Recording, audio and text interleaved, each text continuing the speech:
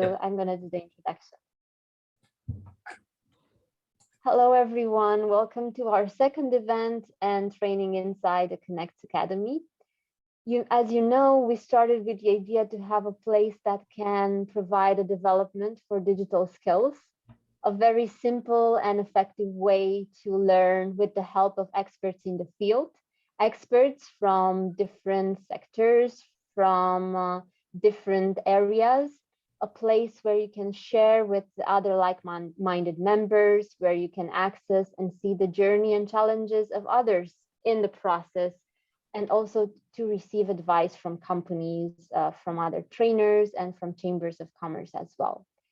As you know, all the events are available inside the event section of the Academy community.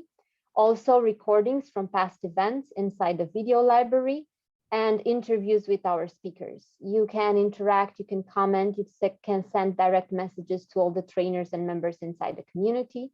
If you need any help with navigating the platform or you still haven't received the invitation to join the community, please reach out to me and more than happy to help you with that.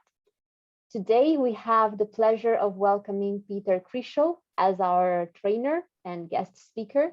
Peter is Managing Director and founder of Polychor Capital, a training academy, business incubator, management consulting company with offices in UK, in Germany, in the Dominican Republic, Romania, where actually Peter is based now. Correct, Peter? You are back in Romania from your training trip? Yeah. Okay, and also in Bulgaria. I actually had the pleasure of collaborating with Peter over the past 3 years in different training and educational programs and projects in digital, with a focus on agile methodologies. And now, because he is being such an active user and supporter of the Connect platform and of our different initiatives of bringing business together, I am certain that he will deliver an extremely insightful and useful presentation filled with real examples and practical advice. After Peter's presentation, we will also have time for Q&As. We would love to hear your thoughts and questions live if possible. If not, you can also submit them in the chat. And I know that Peter has prepared a very interactive session today for you, and he would like for you to join in the talk and join the brainstorm. Thank you, everyone. Welcome. And Peter, the floor is yours. Thank you very much. Well, when Leila came to me and said, can you put a presentation together about digital leadership and the role of the chambers of commerce in this, I was like, you know, am I going to put a traditional training together where I'm going to explain exactly what digital transformation is? And I thought, no, I'm not going to do that. You know, I'm going to put more like a coaching session together, a brainstorming session, just like we did with the Friday coffees, about, you know, what digital transformation is for me, and as a business incubator, what I am actually looking for in startups. So it's more like a personal view on digitization, digital transformation, and well, I hope you like it. Please don't wait until I stop talking. It's an interactive session, so if you have anything to say, just do it, right? We have one hour. Let's just see how far we get. Well, typically, what is thought about digital leadership is that we talk about these four revolutions, digital revolutions. The first revolution was nothing digital. That was about the steam power, etc. Then you had the second revolution. Now we're sort of in the third revolution with electronics and IT and the networks. And the fourth revolution has already started. The Internet of Things, connecting everything to everything. And yeah, you know, what kind of roles do startups have in this? And with that, how does the chambers of commerce have to change their proposition? They're not just the knowledge providers anymore. They should be more like the coaches. At least that's what I look at them for that. Well, let's just look at the history. So third or fourth industrial revolution, and I put it there. I said, you know, today's science fiction is tomorrow's history. which really is, things are changing so fast that things that we today see as science fiction can actually happen tomorrow. Who would have thought that you would have self-driving cars a few years ago? Well, I had a self-driving car two years ago when I was living in the Netherlands, and it became common sense. But why don't cars talk with each other? Why are they not part of a big hive? Would that be the next step? Probably it is. Yeah. So if we just go back to, let's say, the 60s and the 70s, where the digital revolution sort of like started. Back then, there was no internet. There were no servers that we have now and data and cloud storage, although we did have things that were called mainframes. Central computers that had very limited computing power, but yeah, that was the computer that a lot of companies had, the big companies. And the personal computers were not there yet. So when people had a computer on their desk, it was pretty much like what we now call a thin client. It was a dummy computer. The only thing it did is just copy a screen from the central computer. But having these mainframes meant that companies could do things that they could not do before. Right? So all of a sudden, they had advantages over their competition, but the way that they started working internally also changed. Their vision of the world changed. Right? Their geographical sales area changed because they had these machines. But just remember, these mainframes were standalone. They were not connected. There was no internet yet, right? So then in the 80s, and this was actually the time when I got into computers, I had my first personal computer, and it could really do practically nothing. I had an Excel sheet. Well, it wasn't not even called Excel, but but it was exciting. It was exciting that you could do things on your own personal machine, develop things, and then keep it on there because it was standalone. So all of a sudden, at home, people could start doing things that companies did on their mainframes. And in the offices, they started connecting these computers to a mainframe. Right? So they had like internal networks, still no internet, but they call data networks, yeah? Ethernet, or the predecessor of Ethernet. Then if I just go one decade further, about a decade, yeah, we had these modems. And for people, what are modems? Well, we have routers now, yeah, and routers are just only digital, but modems was a modulator demodulator. In other words, you had a digital signal coming from a computer that went through a telephone line. So you made digital analog, so noise. You transferred the noise to another side, and on the other side, you demodulated it. You had noise going back into digital signs, ones and zeros. So now all of a sudden, computers could talk with each other, could communicate. Yeah. And some people even had that they shared folders on their hard drives. So you had like primitive servers with file servers, etc. But it was very, very slow, but super exciting. I remember when I had my modem and I had friends in the United States and we played with each other, and it was great fun, but super slow. Then in the 2000s, early 2000s, late 1990s, the internet started. So all of a sudden we didn't need modems anymore. No, we actually had that every machine had its own internet address, IP address. It was like its own postcode, right? So you had a machine with a network card with its own unique number, but then when they went over the internet, you had an address. And then you had machines in the internet somewhere in the cloud that actually kept track of which machine had which address. This was called DNS, domain name service. So now all of a sudden, everybody, all the machines could be talking with each other, right? But it was just the computers that could do that. It was still very slow. Yeah. Then 1 decade later, it was not only about the internet having knowledge, having data and sharing data with each other. We tried socializing with each other.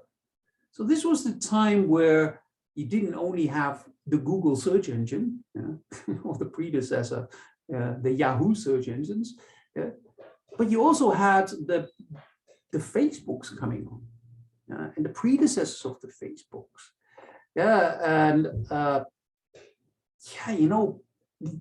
People started using the internet differently. It was not only about the data that was stored on there, but how can we use data? How can we create knowledge out of the data? How we can create wisdom, and how can we use it to make it more beautiful? Right? But it didn't stay there. Now, in this decade, we have something new, which is called the Internet of Things. Yeah, still like, what the hell is the Internet of Things? Well, imagine it this way. Imagine that all the devices that you have in your house are smart. So every device, even your coffee machine, has a computer in it. And all these computers are all connected to each other. So everything that we have is connected to everything that there is out there. There is one big hive of things out there, and every element of that hive has its own brain. So they're all part of the big brain. Can you imagine what the computing power, the collective computing power would be if you would just buy a washing machine, connect it to that hive, and all of a sudden the hive becomes smarter. And it shares knowledge with each other. And all the knowledge is shared everywhere using technology like blockchain. This is the next revolution that is happening. It's not only about computers anymore, it is about everything. Yeah. So, yeah, what will the next steps be from here? Well, from here on, it's only science fiction, right? We don't know yet. But today's science fiction is tomorrow's history. Yeah. So, yeah, things are connected with each other. In the past, I like to watch Star Trek, Star Wars, and things like that. I like science fiction. Well, maybe some of you still remember Star Trek when they had this cyborg community. Yeah, they assimilated everybody. They were called the Borg. And they had like a cube. This was their world, their ideal perfect cube out there. And what they did is they took humans and they put technology in them, and then they connected all the humans together, all the species, not only humans, and they learned from all the societies. Well, let's go back to that Internet of Things thing. Isn't that really what Internet of Things is doing right now? Not so much with humans. We're not there yet. Right? We're not connecting humans yet. Thank God our brains are still standalone. But where will it go in the future? And what would that mean to businesses? If we have one big hive, everything is connected to everything, then what am I actually delivering as a business? Am I delivering an end solution? Am I delivering a washing machine? Or am I delivering something to the hive, which with somebody else can create a washing machine or a car or a 3D printer? It doesn't matter anymore. So am I as a company now providing building blocks to the hive, or am I creating end products? It's an interesting thought, isn't it? Now, I don't only do project management, I also look at Agile and Scrum, etc. The way that Agile is thinking and that is being taught since a decade right now, is building and delivering building blocks. It's not about delivering end solutions anymore. It's about building what they call minimum viable products, minimum viable building blocks. The way that we think is changing. The way that people think in organizations is changing. The way that organizations work is changing. That's the new way of things. And that means that if organizations are changing, then we also need to change with that. Now, I have no idea where it's going to go. Again, it is science fiction, but I find it very interesting from a business incubator point of view to talk with startups and see what's in their mind. Yeah? See if they could be part of that hive that I would like to create. Yeah? Anyway, this is a little bit about the history, a little bit about my thinking and background. So you have, I went on YouTube, and you can find a lot of things on YouTube about digital transformation, and everybody has his own view on that, of course. And one of them said there are 3 pillars of digital revolution. The first pillar is about information. So we need to gather data, we need to gather information. Yeah, but once we have that information, the second pillar is about interactions. How can we connect that data? How can we actually create information out of data? How can we create wisdom out of data? How can we create maybe artificial intelligence out of data? And then the third one is transactions. How can we use the data to actually do transactions? Now, I know I have a few people here from the banks. Yeah, I had a discussion with one of the banks, not them. I think it was a Dutch bank, where he said they were in a training of mine, and I said, you know, what is a bank? Is a bank a financial institution that uses digital technology? Or is a bank an IT company that also has money, physical money? Because they don't have that much physical money anymore. You know, you have ATM machines, but if I look at myself, how much money do I really have in my pocket? Physical money? Nothing. Everything is done digitally, right? So in effect, for me, a bank is nothing else than an IT company that acts as an intermediary between somebody who wants to transfer funds to someone else. But the physical transfer is not there anymore. It's just numbers. So if the digital revolution is about transactions, how can we optimize the way that we do these transactions with each other? Do we need an intermediary? Right, in the future?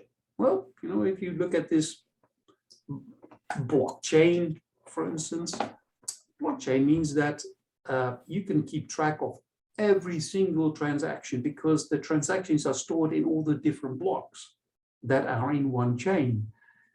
So is blockchain an opportunity for banks? Is it a threat for banks? Is it a threat or an opportunity to normal business? How can we optimize using that? Just think about a logistical chain. How can we link different companies together in one logistical chain, for instance? Some questions that I ask myself here is my market global? Even if I'm a small company, not even a startup. Let's say I'm a farmer and I sell potatoes, but I only sell them to my neighbors. Am I global? Not yet. But as soon as I have a website, I could sell my potatoes in China. If there is anybody out there who wants to have them, I could sell them. So all of a sudden, using digital technology, I can go from very small and very local to extremely global. I can even make people think that I'm a very big company having a million potatoes. I can even sell potatoes that I don't have. Maybe I just want to see where there is a market for potatoes out of there.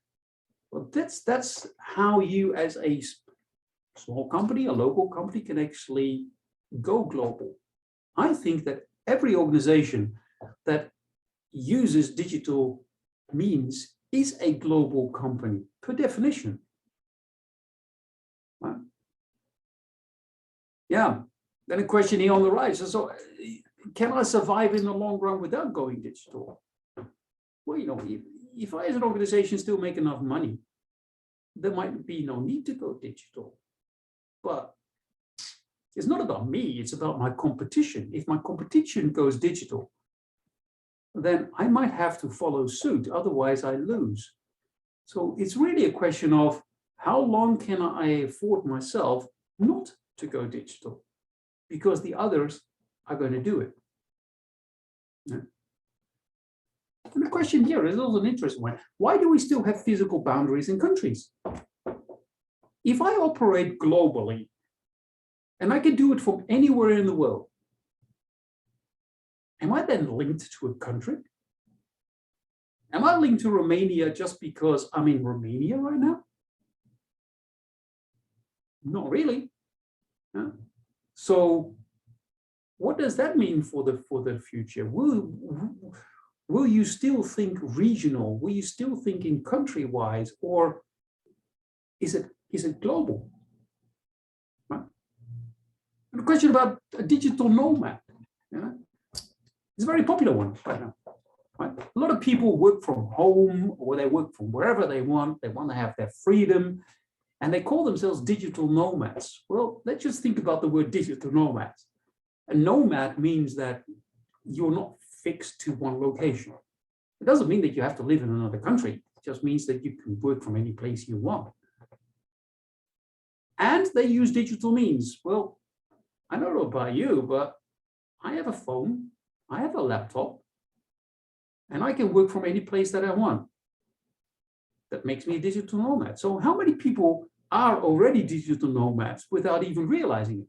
The whole pandemic that we have right now has made a lot of people digital nomads because they're working from home. They have no other choice. That also means that the relationship between employee and freelancer is changing. In the past, people belonged to companies, right? I work for HP, I work for Santander. Hold on. No, you work there. They don't own you, right? They give you money, but so, yeah, you know, where is it going? If people have more freedom to work wherever they want, will you have more people who want to do that freelance, who want to work for multiple organizations, wherever they are at that moment? So what does that mean to the relationship between you and your employee and you and your employer? So will you still have staff in the future? Or will you have people or organizations working for you? It also means that there is a very different way that organizations will be organized. Yeah? And the relationship with your people, you don't own them anymore. They perform tasks for you and you pay them. Right? So yeah, in this whole changing world, how do I keep adding value as an organization? It's not only about technical. Technically, we can do whatever we want right now. We can change organizations overnight and go completely digital. But is that really what we want? That's more like this. We say, well, what is it really in this fourth industrial revolution where we are going? And again, this is my personal view. But it's about these three things. So digital, we can do it. Yeah, there is no boundary of what we can do digitally anymore. And if we cannot do it today, we will probably be able to do it tomorrow. This is how fast it goes. Yeah? Biological, you know, we as humans, more and more things in our body are artificial. Yeah? In the very long run, I would not be surprised that our brains will be connected with each other, that we will become one hive. But it's not in my lifetime. Yeah? But there will be a point where, just like all the computers will be linked to each other, we will be linked to each other too. Biology. Now, yeah, there's also a physical aspect of it. It's, physically as an organization, physically as people. And if everything is changing so much, then one of the things that will definitely change, and actually has already changed over the last 10 years, is the view of education, digital education, the way of learning.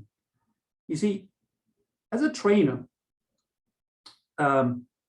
in the past, you were respected as a trainer because you had the knowledge and you shared the knowledge with others, right? So it's more like a top-down thing. You give knowledge and you hopefully they will take the knowledge and they will use it again to teach others.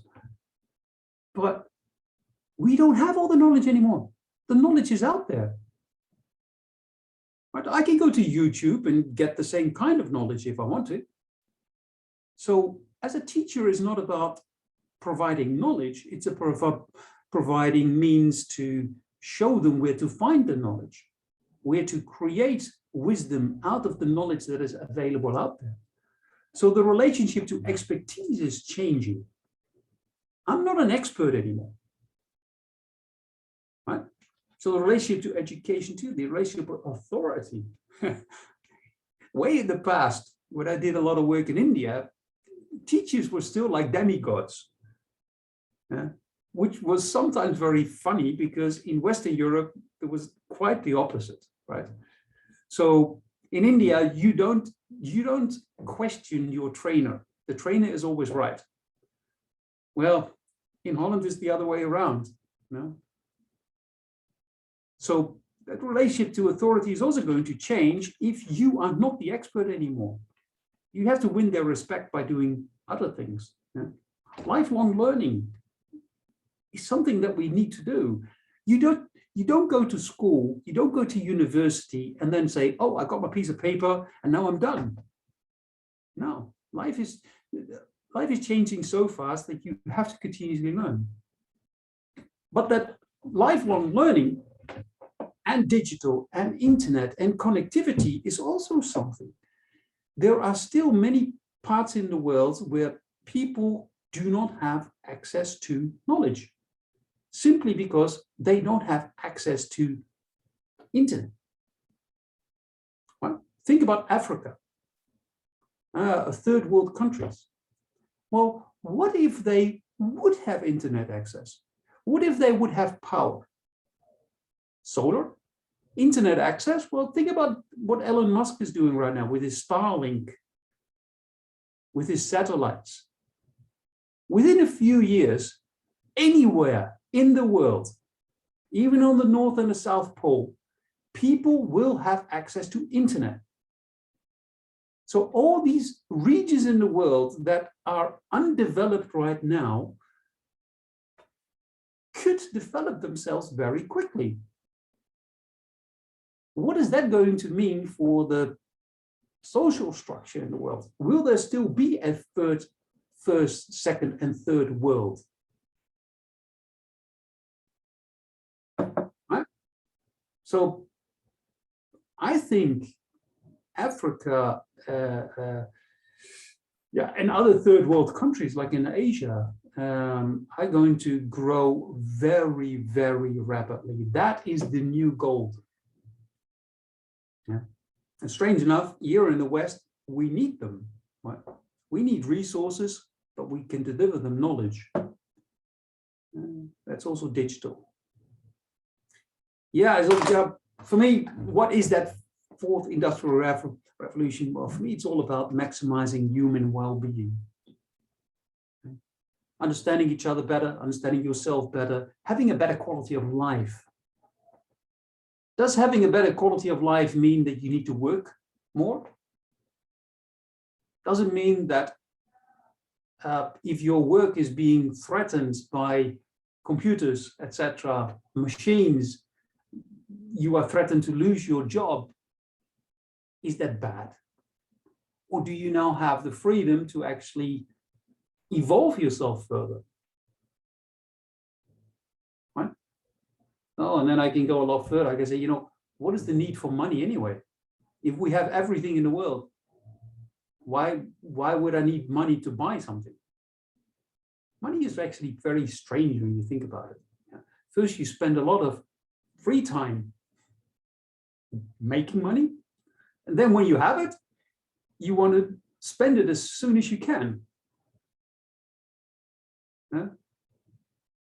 So how important is that in the future? So is working still being very, very important?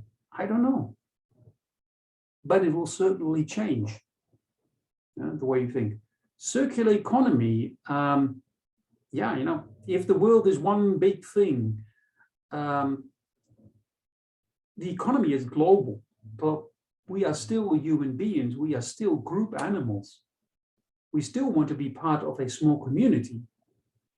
So what will that mean? Would that mean that we live in communities where we can live and work, but all these communities will be linked with each other, like groups? Will there be physical communities? Will there be digital communities, like Connects? Yeah? So what kind of roles would these digital communities have in a circular economy? And can we only go digital? Things for thought. Yeah? Now, if we cannot travel to another community, if we cannot travel on vacation, can we do it virtually? Can we use like augmented reality to do that? So where is that going to go? Right now, augmented reality is having a big thing on your face. Yeah. But what if we have glasses? And from the outside, it looks like normal glasses, but from the inside, you've got all kinds of screens in there, so you can be wherever you want. Sounds like science fiction, right? Well, not really. You know, Apple is coming with their glasses, and Google is coming with their glasses. So it will happen. We don't know when yet, but this is also an area which is very interesting from a startup point of view. Artificial intelligence, what does it actually mean? Well, artificial intelligence means that we have a system that tells us tomorrow we're going to have a problem. Right? It's artificial. Artificial because it's somewhere in the cloud, it's somewhere digital. Well, the more data we collect, the more predictions we can make, the more artificial intelligence we will have. Google is artificial intelligence. But go back to Internet of Things. If everything has a brain, CPU, computer, and everything is connected to everything, what would that mean to the speed of involvement in artificial intelligence? It's exponential. Once it starts, you cannot stop it anymore. Value of money, that's another thing. He said, you know, we can do it technically, but will it deliver us money? And is money still that important? And so on. For me, personally, what is that fourth industrial revolution? It's the freedom of thought. It's the ability that I now have to explore the world, explore the universe, right? Explore who I am. It gives me that freedom because a lot of things I don't need to worry about anymore because it is done by computers. But for some people, it will be a threat. Things to think about. Yeah, then we had this discussion about the whole pandemic and what has the pandemic actually done to society and to organizations right now. We know that after every pandemic, there will be a period of growth, exponential growth. And we actually see that happening right now, that a lot of organizations are growing like crazy. Right? The economy is doing pretty good right now because freedom means people want to give out, want to spend money, etc. They want to go on vacation again, etc. So also for the chambers of commerce, you have to realize that there is a huge opportunity too. The economy for the coming years will grow much faster than before the pandemic. Yeah, then you know, I'm not a complot thinker, but we did just put a point there where we said, you know, did the pandemic cause the change? So the change like in digitalization, or did we use/misuse our desire for digital transformation to think that we have a pandemic? There are a lot of organizations right now that make a lot of money from COVID. They don't want COVID to stop. Not now. Yeah? Soon as they don't see the need anymore, they don't make enough money anymore, it will stop. Now, I'm not a complot thinker. I'm just saying, where is a threat, there is an opportunity. There is always a balance there. So yeah, we need chaos to force change. It's always going from a harmonic state through a state of chaos to a new harmonic state, which we hope is going to be better. So the portfolio of products that we have as an organization is going to change. If as an organization, we don't know exactly what that new state of harmony is going to be, because we're still in the state of chaos, we do know that in our portfolio of products, we need to change things. And that change is actually nothing else than projects. So projects and project management, whether it's agile or non-agile, is right now extremely important. If you don't do that correctly, you're going to spend too much money, and in the end, your competitors will win. Okay, so yeah, technical changes are becoming faster and more easy every day. Is going digital a threat or an opportunity? What does going digital cost us? Can we afford it as an organization? Many small ones might not be able to, but platforms like Connex could actually help them a lot, because it's a digital way of getting to know each other. Right? What is the added value of the Chamber of Commerce in the new way of working? Well, I hope to hear your feedback on that one too. Is it going to be only digital? Is it going to be physical, only physical? Is it going to be hybrid? I strongly believe it's going to be hybrid. There will always be a need for people to come together physically to communicate. But you always need to do a digital too. We had a discussion in the Friday coffees about using bars, pubs, as social points to getting together. Well, way back, a few hundred years back, the pubs in the UK were the network places where you went to do business. Right? That was the whole meaning of it. That was the social part of the city. Go to your pub. That culture is not really there that much in other countries. At least here in Romania, it's not, and certainly not in Germany. But how can we use these pubs, these social places, in the new world? It's a good question. And then I think one of the main questions here is, do we really want to change? We can, but do we want to? A lot of people say that they want to change, but nobody wants to change themselves. Right? So, do we really want digital transformation? Do we really want Internet of Things? Do we really want to have a car that is self-driving, or a washing machine that has its own mind? Some people want it. Some people say, no, I don't. Well, that's your freedom. Yeah. So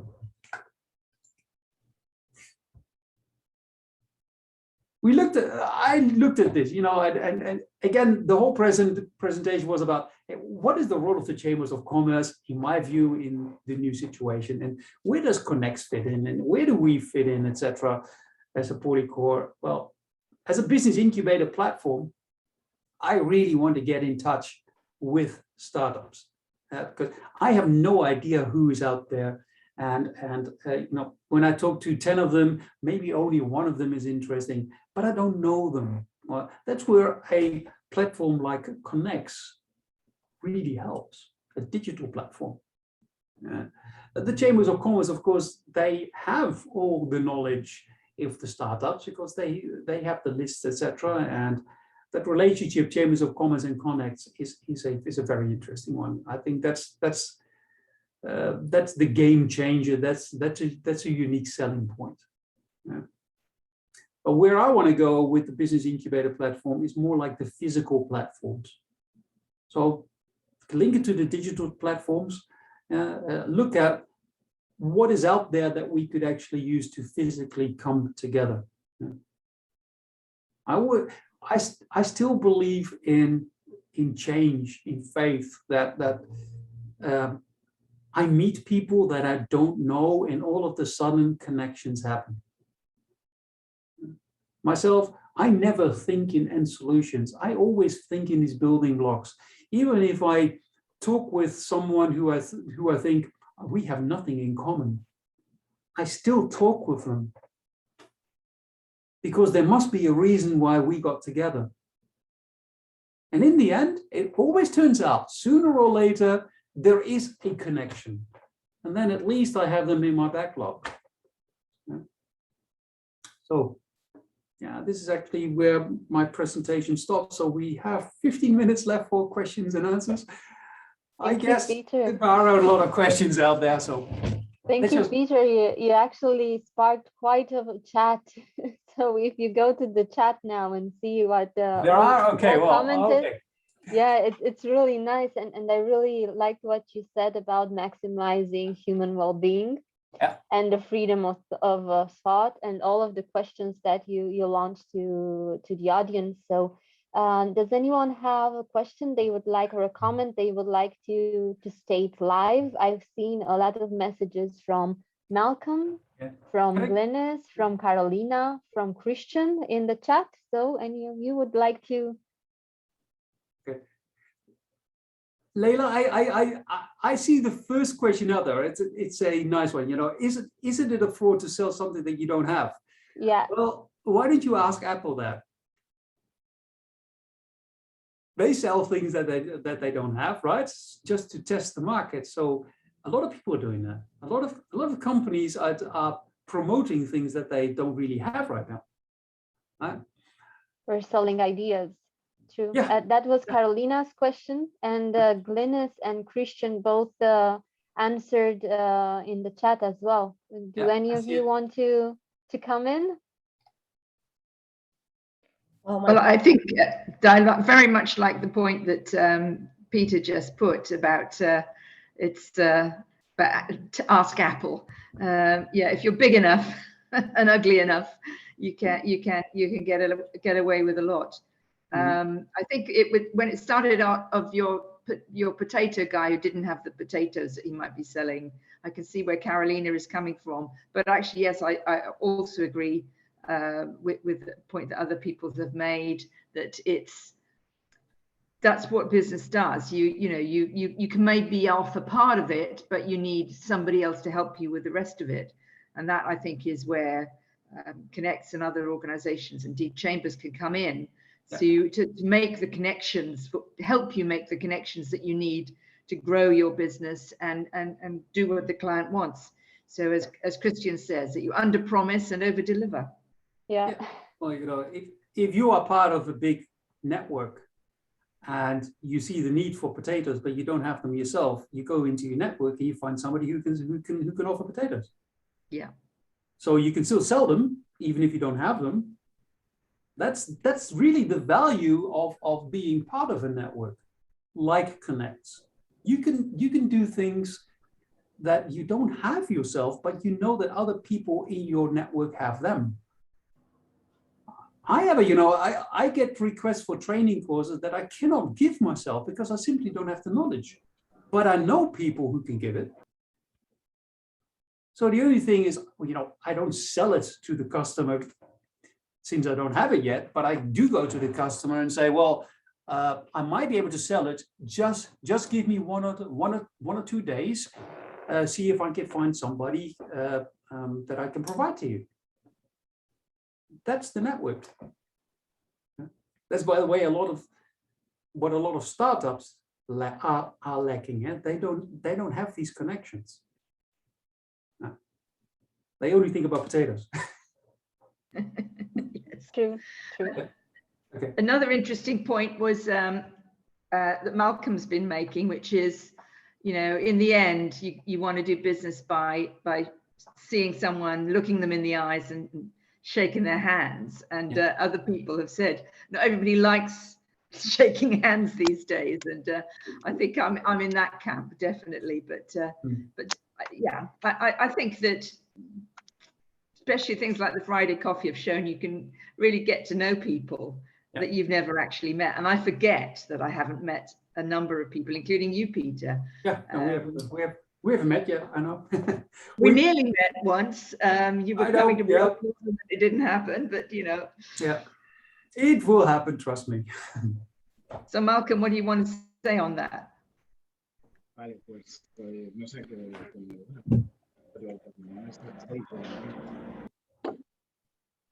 We cannot hear you. How's that? Yeah. Yes, now we can. Yeah, I just wanted to make that point, really. I think there's, I do business with a lot of people that I've never actually met, including Apple.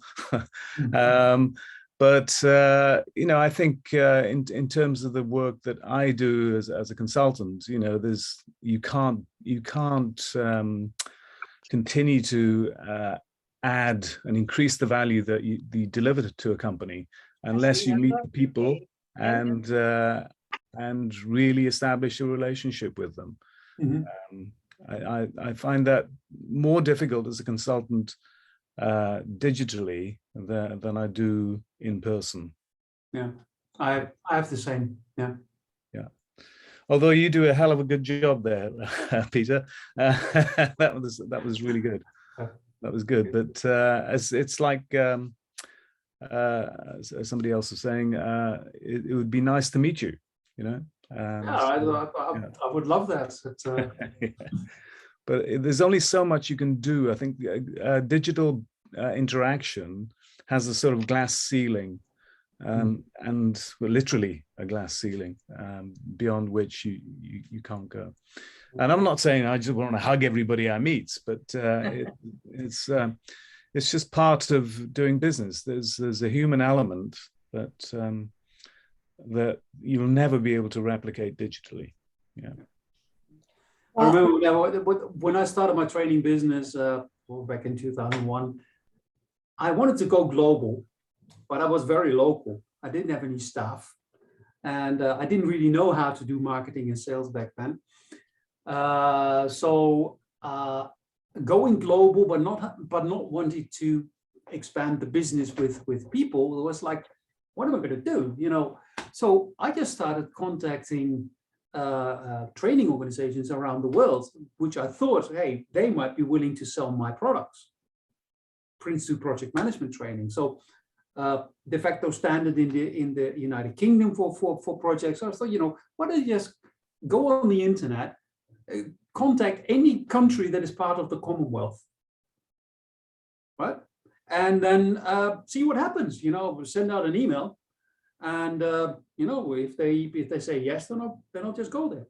Within 2 years, I was active in 20 countries alone. They thought I was a very big company because I had a website, and it showed me that I was active in a lot of countries, but I was actually just like a freelancer. that's really the power of networking and connecting. And the funny part there was that, of course, they had their own local networks of customers that I, without them, would have never been able to access. So through the partners, I got access to local markets. So my network of connections just exploded. Yes, I quite like that diagram you showed with the 3 cogs. Which one? The information, the interaction, and the transactions. I think that one. Oops. That's good. I mean, because that central interaction cog is what happens after you get the information layer sorted. You move into, or you need to move into, the interaction layer. So I quite like that, and only then can you think about doing digital transactions. So the way I see Connects is very much in that interaction, you know, that as being that interaction cog. Yeah. I thought that's a very good diagram. I'm sure I've seen it somewhere before. You know, it's all common sense. It means that I got it from somewhere else too. So I didn't invent it. No, thank you. No, but it's absolutely spot on. There needs to be a social layer and a platform to deliver that social contact, to build the trust. Really, to build the trust. Trust is everything. Yeah. I just wonder what that whole blockchain technology is going to do with trust. You can trust the data, but can you trust the people? Yes. Yeah. Do you even know who they are? You know, it's really, I'm not sure. I've never done a blockchain transaction, but yeah. Well, not that I know of anyway, but I'm one of the people that sort of thought it was a really good idea, but never invested in it. Well, you know, as a consultant and as a trainer, they don't always want to have you because of your knowledge. They want to have you because you were referred, because they trust you. So that trust is the first thing you need to build. And you need to realize that although you have trust with one customer that you have worked with before, having a new customer means that you have to start all over again. That trust is not automatically there. No, and it's so yeah. I think Connects has got a really good part to play in that layer. It may not be the only player. No. Yeah. But it's the way that they do it is quite unique. I've been part of a number of networks, physical and digital. Most of the digital networks are pretty much like static. And the way that Connects does is much more active. They, for me at least, they show that they care and that they really want to help. That they're not just collecting money from memberships like a lot of other networks do. Yes. Yeah. Thank you for that note, Peter. I see that Carolina has raised her hand. Yeah, it's I was just listening for the discussion that you had between Peter and Malcolm, and the only thing I'm really missing in your discussion is that I think you are overlooking generations issue. I don't know if I can call it issue, but basically we already have a generation who is studying, doing everything online only, and they mainly digital. Yeah, so for them it's normal, and I think I know, Carolina, it is normal for them, but they don't understand where the history of digitalization comes from. They just see this moment right now, right? If you want to understand the future, understand history. Yeah, but you are really generalizing, and I think you underestimate them, saying that they don't know the history and they see only now, because I don't think it's true. I think that Yeah, I am generalizing. yeah, so I think that there are people who are really just adapting to the current situation, and COVID accelerated few things, and it's perfectly fine for them to do it online. And I think that there will be a percentage of people who will stay in digital world and be successful. Yeah, absolutely. Yeah. When you say stay in the digital world, do you mean never establish actual physical contact with us? I don't think that they will feel the need to establish a physical contact with their clients or suppliers, or Maybe you could be right. I mean, it may be my history and my background, which makes me long more for the physical contact than we actually need to these days. You could be right. You could be right. Yeah. We don't need to go to a bar, but it's still a lot of fun. True. Well, it sounds, Carolina, like we need to attract a few more millennial generation into these sessions. So it's just not old people talking to each other. The ones who will send their avatar to the bar. Yeah. Does anyone else have any other questions or comments, things they would like to add? Everything that was said today?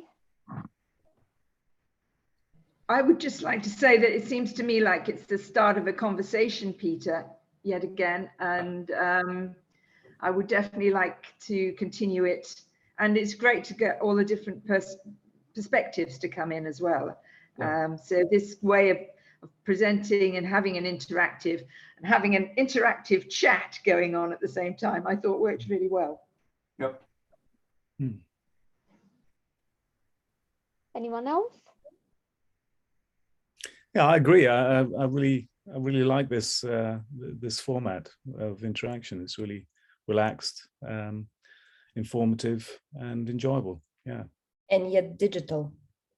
And yet digital. Well, I can give you a digital handshake. So. Yeah, we can do that. We can put different reactions here. So. Yeah.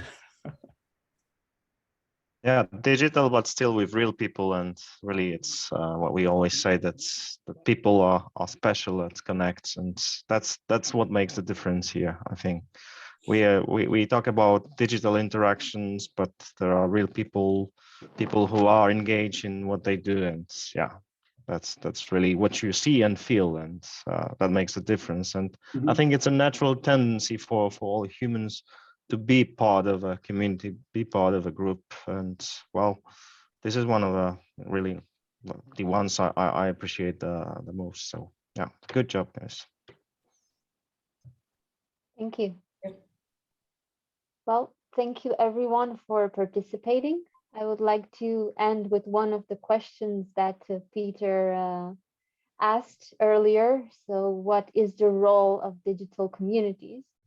And I hope that we can all get together inside the communities that we have on Connects and inside the community for the Academy, where you can also find Peter. You will find his presentation, the recording of today's event, and where we can all get together, get in touch, and continue our talks. So please let us know if you need any help with the access to the communities, to the recording. And thank you everyone for attending today's event. On this note, next week we will have third event within the digital leadership community led by Nicholas Bryce, founder and director of Soul Corporation. We'll have a different approach on digital leadership, so please join us next week as well. Same time, 11 a.m. CET. Thank you, everyone. Thank you. Cheers. Yeah. Thank you very Bye-bye. much. Thanks a lot. Thank you. Bye-bye. Thanks, Peter.